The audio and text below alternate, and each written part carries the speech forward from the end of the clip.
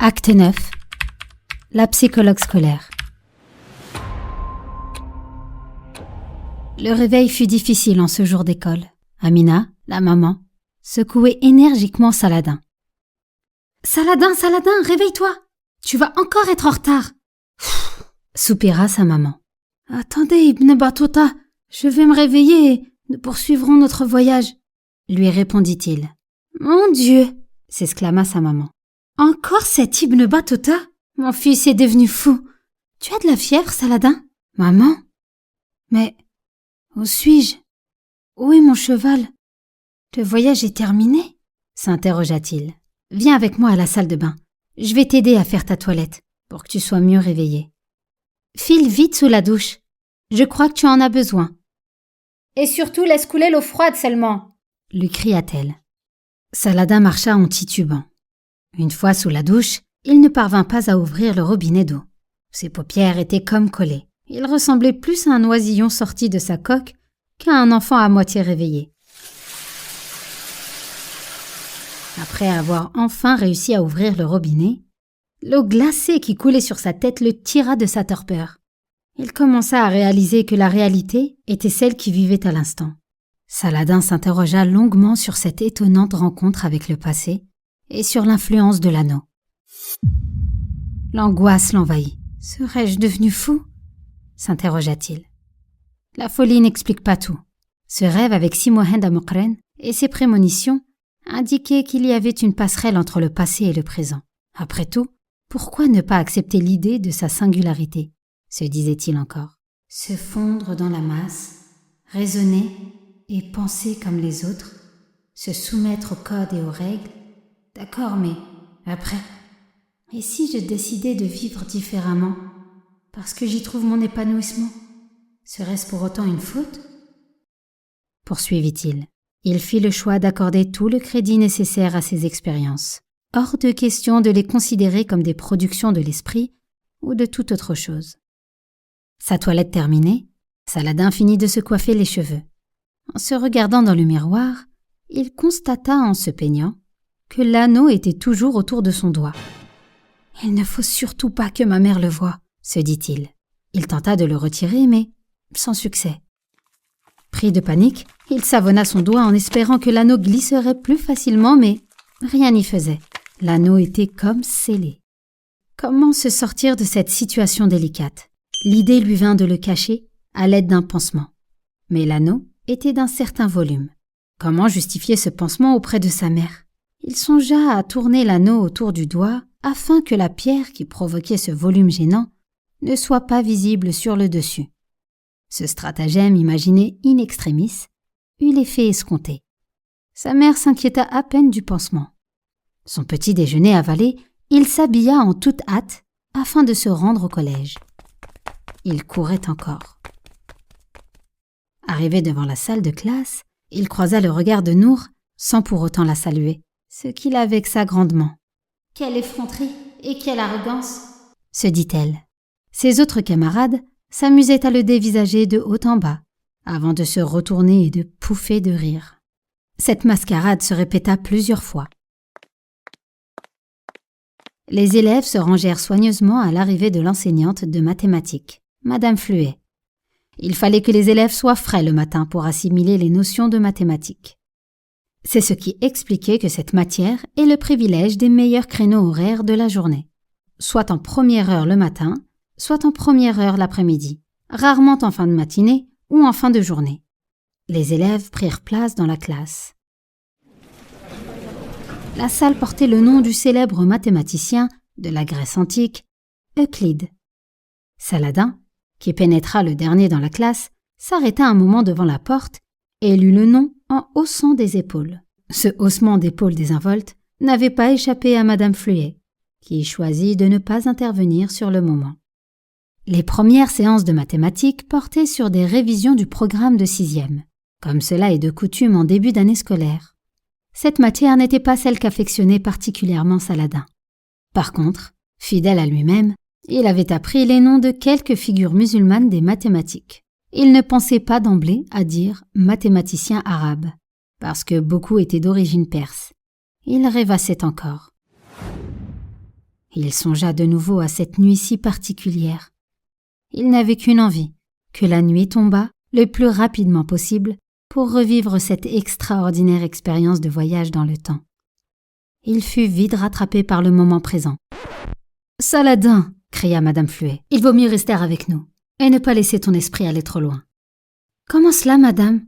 Vous êtes au courant pour cette nuit ?» l'interrogea-t-il. « De quoi parles-tu ? Je te demande de rester avec nous dans le sens où tu n'es pas concentré sur ce que je te dis. Dois-je te rappeler que nous faisons des mathématiques ? Il faut rester concentré. » lui répondit Madame Fluet, la voix posée. « Je suis désolée, madame. Je pensais que vous étiez au courant pour ma rencontre avec Ibn Battuta. » Les élèves de la classe ne purent cacher leur étonnement qu'ils traduisirent par des fous rires indescriptibles. Les plus moqueurs n'hésitaient pas à se lever de leur chaise pour venir le narguer sous son nez au cri de « Batata !» Nour était au bord des larmes. Quel gâchis! Un garçon si gentil qui se comportait comme un fou tout droit sorti de l'asile psychiatrique. Elle aurait aimé l'aider, mais c'est risqué d'être associée à sa folie. Elle ne pouvait consentir à ce sacrifice. Il n'était, après tout, qu'un camarade de classe, rien d'autre. Madame Fluet décida de sévir afin de rétablir le calme dans la classe. Elle confisqua les carnets de correspondance de nombreux élèves, mais pas celui de Saladin. Cela suffit à étouffer ce début d'anarchie. Un enseignant averti, bien que n'ayant que quelques années d'expérience, elle choisit de rebondir sur cet incident passager pour reprendre la main sur le plan pédagogique et traduire, en termes mathématiques, cette situation assez inédite pour elle. « Très bien, puisque votre camarade a rencontré Ibn Battuta, c'est cela, Saladin ?» lui dit-elle. « Quelle est la probabilité, pour ceux qui ne l'ont pas vu, que cette rencontre ait réellement eu lieu ?» Les élèves échangèrent des regards crédules et interrogateurs. Drôle de façon de faire des mathématiques. Ce qui, de prime abord, ressemblait à une situation complètement loufoque, fut transformé, en une fraction de seconde, en un cours pratique improvisé qui eut l'effet attendu. Les élèves se mirent à réfléchir. Un élève leva le doigt et choisit de répondre. « Je pense, madame, que c'est totalement impossible. Des siècles nous séparent de ce personnage.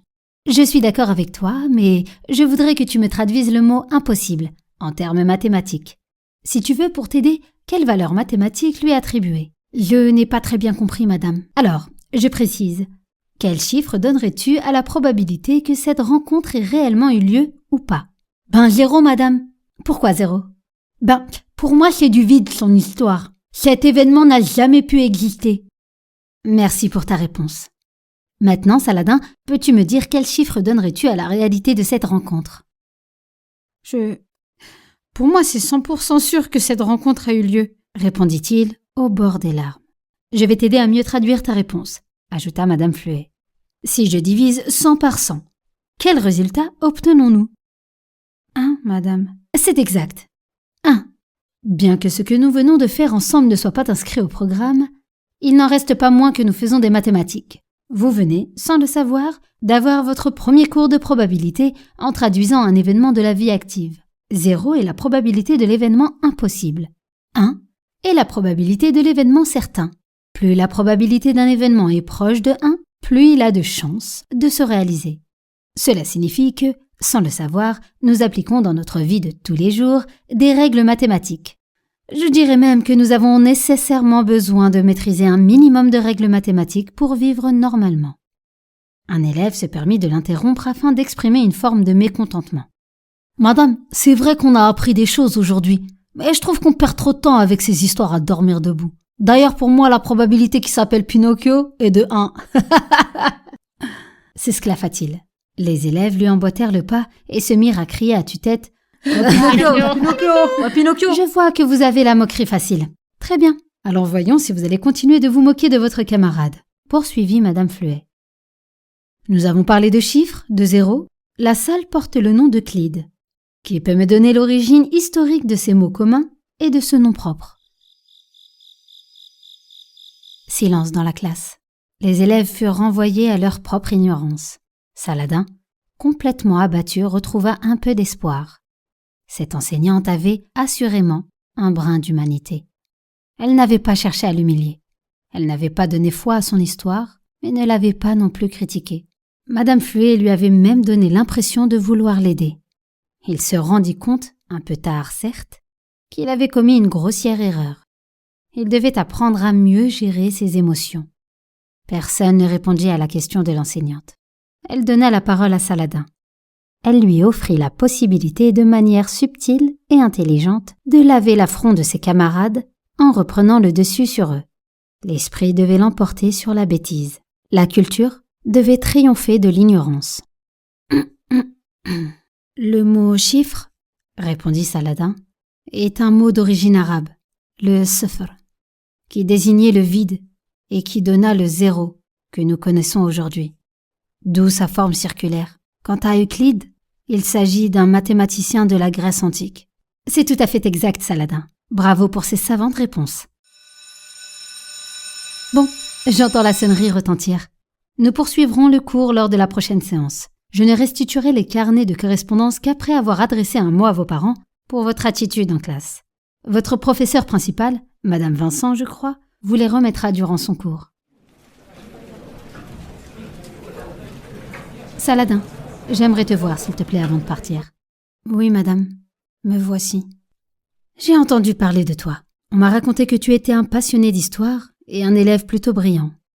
Lorsque tu as pénétré dans la salle, j'ai remarqué que tu t'étais arrêté devant la porte en fixant longuement le nom de la salle et que tu avais haussé les épaules comme si quelque chose te gênait.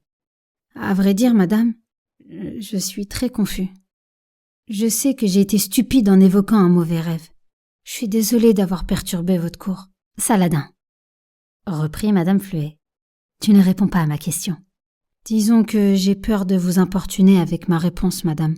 Je pense t'avoir démontré que tu pouvais me faire confiance, non? Oui, je vous remercie de m'avoir aidé de la sorte. En fait, si vous lisez les noms de toutes les salles de classe, ils font tous référence à un illustre personnage du passé. Je peux comprendre que l'on mette Charlemagne pour l'histoire, La Fontaine pour le français, mais je ne comprends pas que l'on ne mette pas le nom d'un savant musulman pour les mathématiques. Euclide ne fut pas meilleur mathématicien qu'Al-Khawarizmi, que je sache. Pourquoi ne pas avoir honoré le père de l'algèbre et de l'algorithmique? Tu as de drôles de réflexions pour un enfant de ton âge.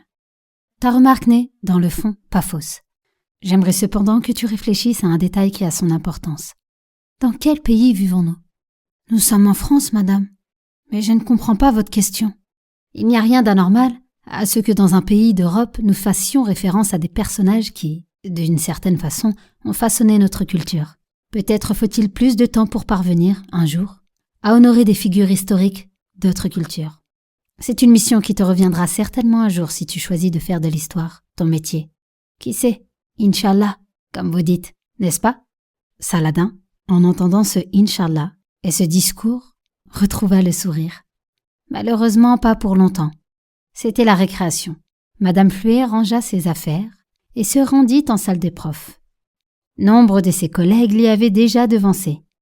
Elle vit madame Vincent dans le fond de la salle en train de siroter un thé. Elle prit place à côté d'elle. « Marie, j'aurai des carnets à te remettre tout à l'heure, si cela te dérange pas.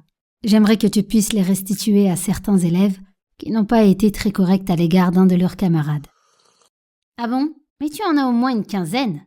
J'espère qu'ils ne se sont pas battus au moins. De quel élève s'agit-il » interrogea madame Vincent, l'air préoccupé. « Saladin. »« Saladin !»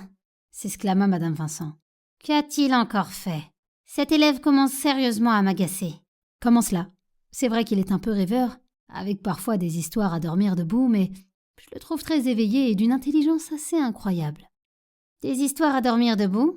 Cela m'intéresse. Qu'a-t-il pu encore inventer pour me mettre toute la classe en émoi? » Il nous a dit avoir rencontré Ibn Battuta. Je dois avouer que j'étais sidérée en l'entendant parler. Mais j'ai essayé de remobiliser les élèves en transformant ce petit incident en exercice pratique de mathématiques. Très intelligent de ta part. Si tu veux mon avis, je pense que cet élève doit absolument être suivi psychologiquement. Sa santé mentale m'inquiète. Nous devons faire un signalement à la direction et l'inviter à voir sans plus tarder la psychologue. Madame Jobard, je crois qu'elle est présente aujourd'hui. Écoute, je ne sais pas si nous devons aller si loin. Je crois qu'il a plutôt une imagination débordante. Nous devrions juste lui apprendre à mieux l'utiliser. Tu ne penses pas? Madame Vincent fut légèrement contrariée par cette forme de soutien à Saladin. Ce que Madame Fluet n'avait pas deviné, et comment aurait-elle pu le faire d'ailleurs, c'est que Madame Vincent avait trouvé l'occasion rêvée de se débarrasser de cet élève une bonne fois pour toutes. Madame Vincent pouvait bien rédiger seule un rapport relatant les difficultés observées chez cet élève, mais un deuxième rapport écrit, d'une autre main, appuierait davantage le bien-fondé de sa démarche. Elle insista auprès de Madame Fluet qui n'était pas favorable à la rédaction d'un rapport d'incident. Malgré son insistance, rien ne semblait pouvoir changer d'avis sa collègue. C'est alors que la perfide fit tout son effet dans l'esprit de Madame Vincent. « Je suis sincèrement navrée que tu ne veuilles pas aider cet élève, » reprit Madame Vincent. « Ce rapport est nécessaire et il me le faut aujourd'hui. Tu sais que nous recevons la visite de la psychologue qu'une fois par quinzaine. C'est beaucoup trop long. »« Tu n'ignores pas, » dit-elle après un petit silence, « que l'inspecteur de mathématiques est l'un de mes grands amis, n'est-ce pas ?»« Je l'ignorais, » répondit Madame Fluet. « À ce propos, cela tombe bien que tu m'en parles. J'ai une inspection après-demain. Tu vas pouvoir lui parler de moi favorablement alors. » « Disons que je lui aurais parlé de toi favorablement jusqu'à aujourd'hui. Mais après-demain, je ne sais plus trop. » lui rétorqua Madame Vincent en faisant la moue. « À ce point-là, tu plaisantes bien sûr. Écoute, je ne vais pas tergiverser plus longtemps. Tu n'as que quelques années dans l'enseignement. Tu as besoin d'être bien noté pour espérer faire progresser ta carrière et obtenir la mutation que tu as demandée. » Qui t'a parlé de mes demandes de mutation ?» s'inquiéta Madame Fluet. « Tout se sait chez les anciens, dont je fais partie. Nous avons nos entrées. Je sais exactement pourquoi tu as demandé à quitter la région parisienne. » Madame Fluet rougit. « Nous sommes mariés depuis 1 an seulement, et il n'a pas pu me suivre car il n'a pas trouvé d'équivalent en matière professionnelle ici. 1 année de plus ici et je ne donne pas cher de notre mariage. Il était convenu entre nous que je fasse le nécessaire pour me rapprocher de lui. » « Ne sois pas sotte. Tu connais à peine cet élève. Il ne représente rien pour toi contrairement à celui qui t'attend. Je veux bien dire le plus grand bien de toi à mon ami inspecteur, mais il me faut ce rapport d'incident sur Saladin. Et de suite, s'il te plaît. » Madame Fluet était prise au piège. Elle eut un sentiment similaire à celui que l'on éprouve lorsque l'on trahit quelqu'un. Elle ne trouvait aucune justification qui puisse motiver la rédaction d'un tel rapport. Mais les enseignants, en dépit du noble rôle qui est le leur, se comportent, pour beaucoup, comme les adeptes d'une corporation solidaire, tant dans le bien que dans le mal. Il n'y a que peu de place pour les voix discordantes. Madame Fluet rentra dans le rang. Elle rédigea, malgré elle, le rapport d'incident que Madame Vincent s'empressa de verser au dossier de Saladin, en plus de son propre rapport qu'elle rédigea elle aussi sur le moment. Les astres étaient alignés, pensa-t-elle. Elle se dépêcha d'aller voir Madame Jobard, la psychologue. Son bureau se trouvait non loin de la direction. Madame Vincent frappa à la porte. « Oui, entrez. »« Bonjour, Madame Jobard. »« Ah, Madame Vincent, comment allez-vous? Cela fait bien longtemps qu'on ne s'est vu. »« Heureusement, me diriez-vous. Mes élèves ont jusqu'ici tous été normaux, contrairement au cas qui m'amène aujourd'hui. À voir l'expression de votre visage, j'ai l'impression que cela révèle plus de la psychiatrie que de la psychologie. » « Nous n'en sommes pas loin, effectivement. Il s'agit d'un élève qui se prénomme Saladin. De vous à moi, je pense que les parents, en le prénommant de la sorte, devraient aussi être accompagnés si vous voyez ce que je veux dire. »« Saladin! Rien que cela !» s'exclama Madame Jobard. « Encore des Arabes frustrés d'avoir perdu Jérusalem !» lança-t-elle d'une grosse voix. Madame Vincent était un peu indisposée par cette remarque. Ils auraient pu lui donner un prénom qui se fonde mieux dans la masse. Surtout à notre époque. Bref, je vous ai apporté 2 rapports d'incident suffisamment circonstanciés pour que vous convoquiez l'élève. C'est assez urgent. J'aimerais que vous puissiez le voir aujourd'hui. Madame Vincent, vous connaissez les règles. Je ne peux pas le recevoir sans le consentement de la famille. Nous risquerions d'avoir de sérieux problèmes si nous faisions fi de cela. Je le sais bien, Madame Jobard. Vous connaissez mon ancienneté dans le milieu. Les temps ont changé. Et nous devons aider cet enfant. Je n'ai pas très confiance en sa mère, à vrai dire. Je ne l'ai rencontrée qu'une seule fois, mais elle ne m'a pas tout dit sur la situation familiale. J'en suis persuadée. Impossible, à ce jour, de voir le père. Aucune raison invoquée. Est-il mort ou vivant? Je n'en ai pas la moindre idée. Montrez-moi les rapports, voulez-vous? Madame Jobard les lut rapidement et se montra fortement étonné en haussant les sourcils comme pour marquer sa stupéfaction. Saladin dit avoir rencontré Ibn Battuta et avoir voyagé avec lui, lut-elle à voix haute. Effectivement, c'est inquiétant et sidérant à la fois. Nous ne sommes que dans les premières semaines de cette rentrée. Alors, qu'en pensez-vous? On ne peut pas perdre plus de temps. Vous ne reviendrez que dans 15 jours. J'ai peur que d'ici là son cas ne s'aggrave. Il faut agir et au plus vite, Madame Joubard. Cet enfant a plus que jamais besoin de votre aide. Madame Vincent, j'entends bien votre insistance. Les rapports que vous m'avez soumis sont assez éloquents. Cependant, nous avons un code de déontologie en matière de suivi psychologique, qui est très strict. Je me trahirais si je devais ne pas m'y soumettre. Je comprends, répondit Madame Vincent, l'air contrarié. J'aurai tout essayé pour améliorer la situation de cet élève. J'espère qu'il n'aggravera pas son cas. Vous risqueriez de l'avoir sur la conscience, lança-t-elle à Madame Joubard en guise de pique. J'ai une idée, Madame Vincent. Il faudrait que Monsieur Alcade, le principal, puisse le convoquer. Je n'aurai qu'à me joindre à l'entretien qu'il aura avec l'élève. Officiellement, ce ne sera qu'une convocation de la direction à laquelle je pourrai assister, pour me faire mon opinion. Que dites-vous de ma suggestion? Excellente! S'extasia Madame Vincent, heureuse d'avoir une nouvelle fois triomphé. Il me reste à imaginer un motif de convocation. On ne va pas voir monsieur le principal pour des futiles raisons. Au fait, le nom Alcade est d'origine espagnole si ma mémoire est bonne.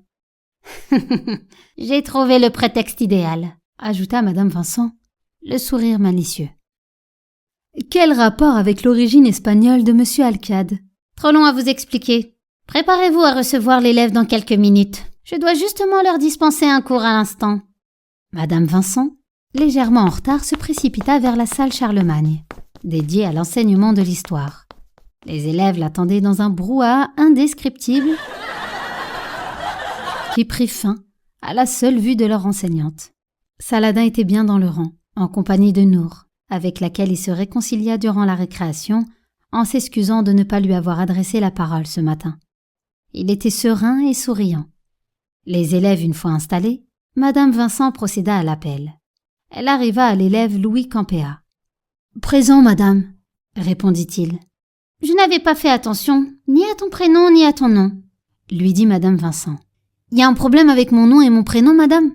rétorqua l'élève vexé. « Bien au contraire, Louis. Ne te vexe pas. Tu as le prénom d'un illustre personnage de l'histoire de la chrétienté française, et ton nom n'est pas loin de celui qui rendit sa dignité à l'Espagne actuelle. » L'élève était tout fier d'être mis en valeur de la sorte. Personne ne lui avait dit qu'il pouvait être célèbre à ce point.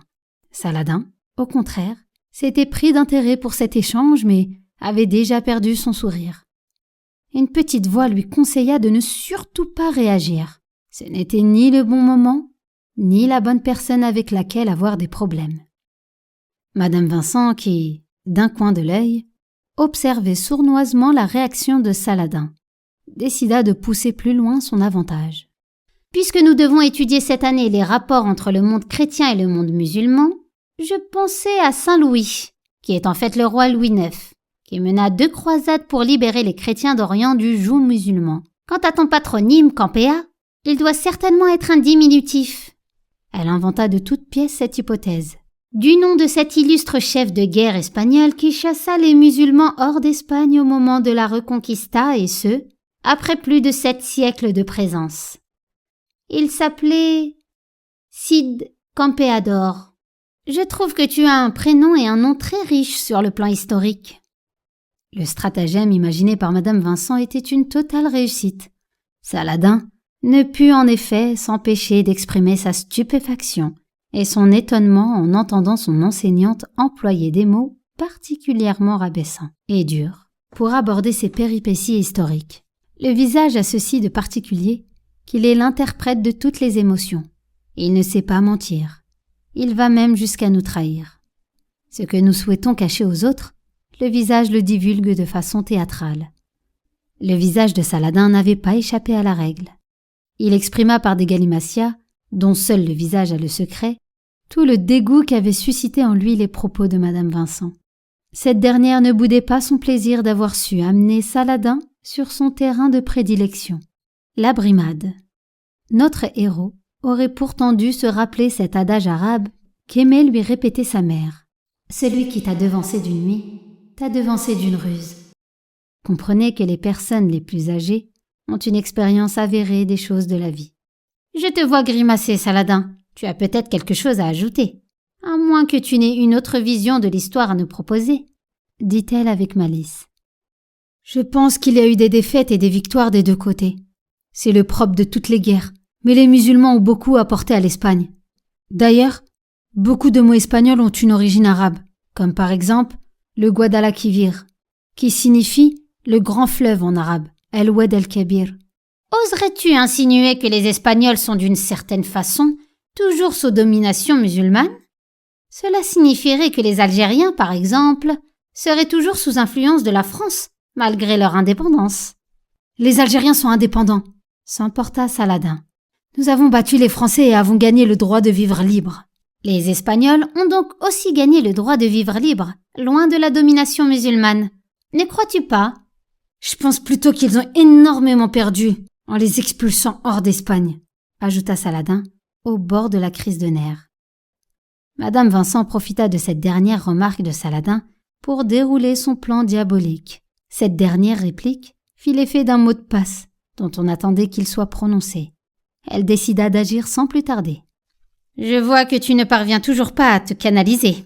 Tes derniers propos sont insultants, d'autant plus que M. Alcade, le principal du collège, est d'origine espagnole.